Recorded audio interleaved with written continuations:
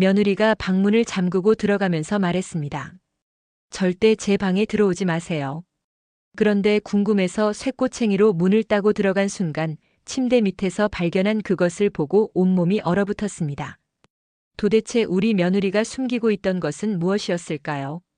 믿기 어려우실 텐데요. 제가 직접 겪은 실화입니다. 안녕하세요. 저는 올해 61살이 된 김영숙이라고 합니다. 남편을 먼저 보내고 지금은 아들 부부와 함께 살고 있어요. 우리 며느리 수진이는 29살이에요. 겉으로 보기엔 참 착하고 조용한 아이죠. 하지만 요즘 들어 뭔가 이상했어요. 문소리.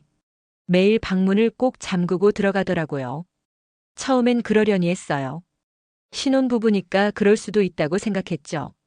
엄마, 저 회사 가요. 그래, 민수야. 조심해서 가거라. 아들 민수가 출근하고 나면 수진이는 더욱 조용해졌어요. 말수도 줄고 자꾸 방에만 들어가 있더라고요. 수진아, 밥 먹자. 이렇게 불러도 한참 만에 나와요. 그것도 얼굴이 어두워서. 네, 어머니, 지금 나갈게요. 목소리도 기운이 없고 자꾸 고개를 숙이고 다니는 거예요. 처음엔 제가 며느리한테 너무 까칠하게 굴어서 그런가 싶었어요. 그런데 며칠 전부터는 아예 대화도 안 하려고 하더라고요. 뭔가 이상해요. 일주일 전 일이었어요. 제가 빨래를 널다가 우연히 수진이 방 쪽을 보게 됐는데요. 전화벨 소리. 수진이 핸드폰이 울리더라고요. 그런데 전화를 받는 목소리가 뭔가 달랐어요. 네, 괜찮아요. 안 들켰어요. 그런데 어떻게 해야 할지 모르겠어요. 이상하죠? 뭐가 안 들켰다는 건지, 뭘 어떻게 해야 한다는 건지. 제 가슴이 철렁 내려앉더라고요. 그 다음 날에는 더 이상한 일이 있었어요. 제가 화장실에서 나오다가 복도에서 수진이를 마주쳤는데요. 수진아. 그 아이가 깜짝 놀라면서 뭔가를 등 뒤로 숨기더라고요. 아, 네, 어머니. 뭐 숨기는 거야? 아, 아무것도 아니에요. 그냥 제 물건이에요. 그러고는 황급히 방으로 들어가 버리더라고요. 그때 잠깐 본 건데 뭔가 하얀 봉투 같은 게 보였어요. 약인가? 편지인가? 정말 궁금했지만 며느리 물건을 뒤질 수는 없잖아요. 그런 날들이 며칠 더 지났어요. 수진이는 점점 더 이상해졌어요. 밥도 제대로 안 먹고 밤에는 방에서 뭔가 소곤소곤 전화하는 소리가 들리더라고요. 그러다가 어제 아침 결정적인 순간이 왔어요. 수진이가 마트에 간 사이에 청소를 하고 있었는데요.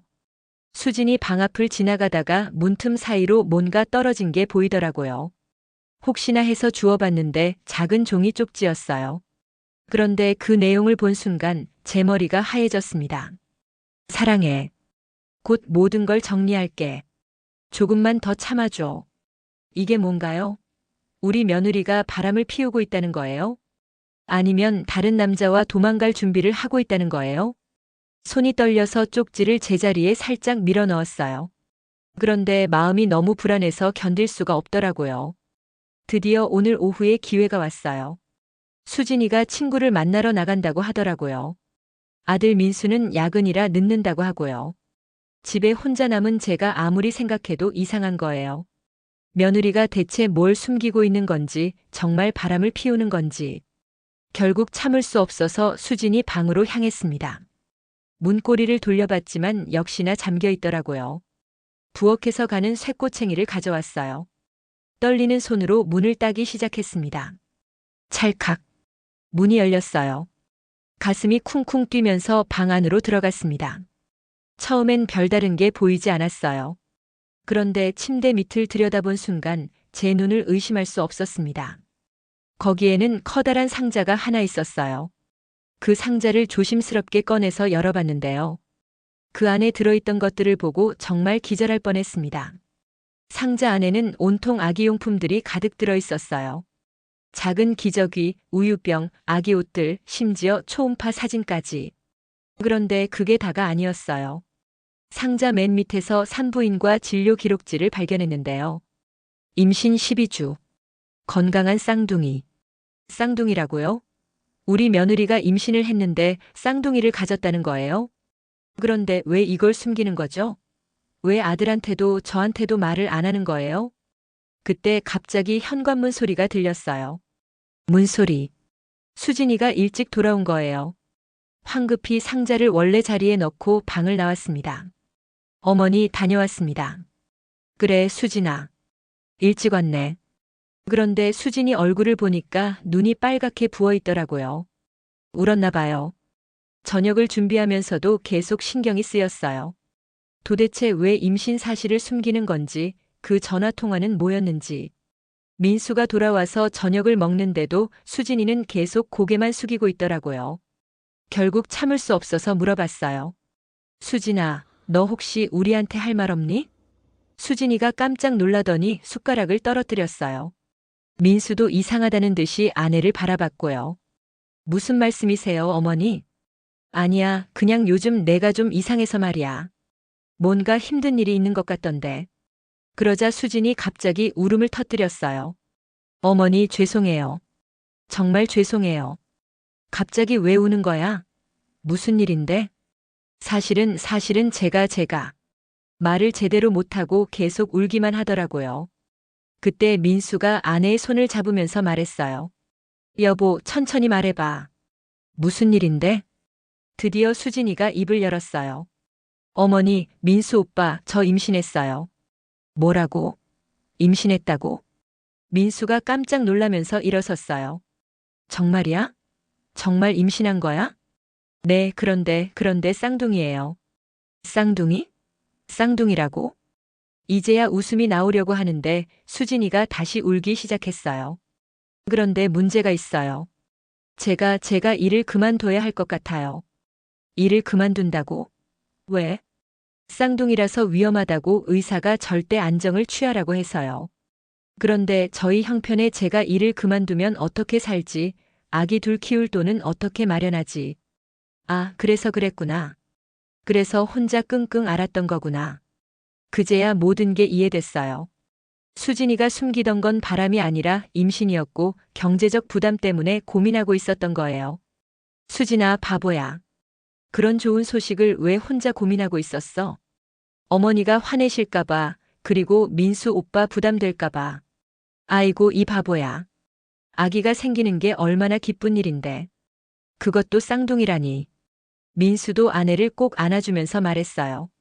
여보, 걱정하지 마. 우리가 다 해결해. 엄마도 계시잖아. 그래, 수진아. 내가 다 도와줄 테니까 걱정하지 마. 손자, 손녀 둘이나 생긴다니 이렇게 기쁠 수가 없어. 그러자 수진이가 제 품에 안기면서 펑펑 울었어요. 어머니, 정말 죄송해요. 혼자 고민하느라 어머니한테도 못되게 굴었어요. 아이고, 괜찮다. 다 이해해. 임신하면 예민해지는 거야. 그날 밤 우리는 늦도록 이야기를 나눴어요. 수진이가 왜 그렇게 조심스럽게 행동했는지, 왜 전화 통화를 숨겼는지 다 알게 됐어요. 그 전화 통화는 친구와 상담하는 거였고 하얀 봉투는 임신 관련 약이었던 거예요. 며칠 후 우리는 다 같이 산부인과에 갔어요. 초음파를 보는데 정말 쌍둥이가 건강하게 자라고 있더라고요. 의사 선생님도 축하한다고 하시면서 안정만 취하면 문제 없다고 하셨어요.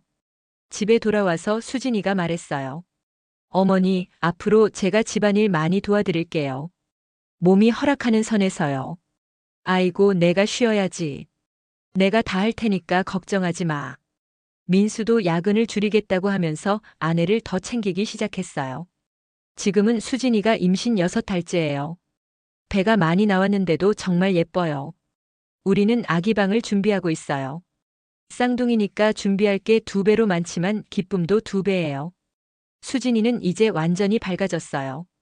임신 초기에 그렇게 예민했던 게 거짓말처럼 지금은 하루 종일 웃고 있어요. 어머니, 태명 지어주세요. 쌍둥이 태명. 그래, 아들은 복이, 딸은 순이 어때? 좋아요. 복이 순이.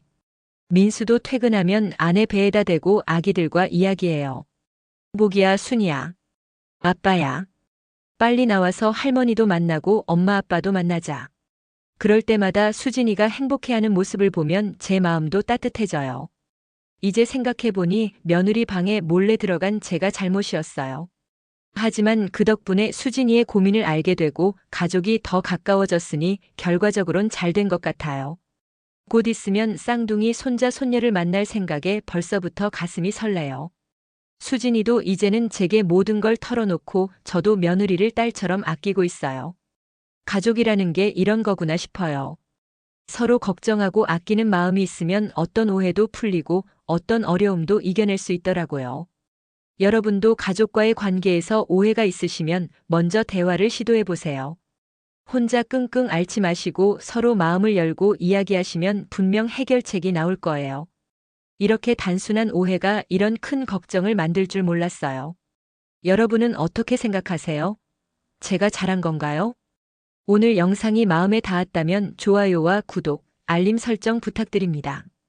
여러분의 관심과 응원이 다음 콘텐츠를 만드는 힘이 됩니다. 댓글로 생각을 들려주시면 함께 이야기 이어가겠습니다. 감사합니다.